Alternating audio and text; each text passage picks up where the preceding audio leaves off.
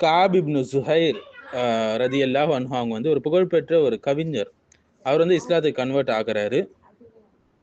அவர் பாடிய ஒரு பாடல் வரிதான் இன்ன ரசூல லநூருன் இஸ்ததாஉ பிஹி என்று பாடுகிறார்.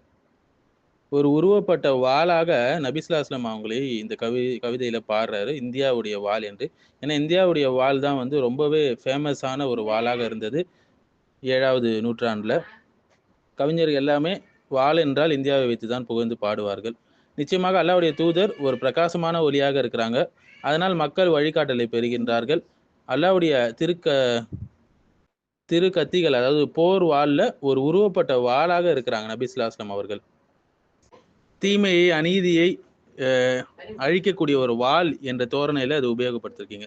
காப் இப்னு சுஹைர் அவர்கள் வந்து இஸ்லாமை ஏற்ற பிறகு நபி அவர்களுக்கு நேரில் சென்று பாடிய கவிதை இது.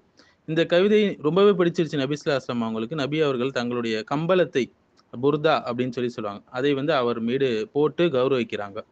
ஸோ அதனால இந்த கவிதைக்கு பெயர் வந்து கசீதா புர்தா என்று சொல்லப்படுகிறது. இந்த கசீதா புர்தாவையும் இப்போ பிரபலமாக இருக்கக்கூடிய கசீதா புர்தாவையும், அதாவது பூஸ்ரி என்று அவர்கள் எழுதின அந்த கசீதாவையும் குழப்பிக்க கொள்ளக்கூடாது. ஏன்னா இந்த கசீதா பூஸ்ரி எழுதின கவிதை வந்து சில வழித்தவறல்கள் உள்ள ஒரு கவிதை அது. இது வந்து சஹாபி பாடிய ஒரு கவிதை நபிகளாருக்கு. இந்த இடத்துல வந்து ஒரு ஒலியாக வர்ணிக்கப்படுறாங்க நபி ஸல்லல்லாஹு அலைஹி வஸல்லம் அவர்கள், ஒரு வழிகாட்டக்கூடிய ஒலியாக. மேலும் அல்லாஹ்வுடைய வாளாக அவர்கள் கூறப்படுகிறார்கள். சத்தியத்தின் மூலம் பாவத்தை அழிக்கக்கூடிய ஒரு கடினமான வாள் என்ற தோரணையில சொல்லப்படுது. இந்த வாள் என்ற உவமை வந்து இந்திய வாள் என்பதை குறிக்கிறது. ஏனென்றால் வந்து அரபு கவிஞர்கள் பலரும் வந்து இந்திய வாளை வந்து தங்களுடைய கவிதைகளில் உவமையாக பாடுவாங்க அடிக்கடி.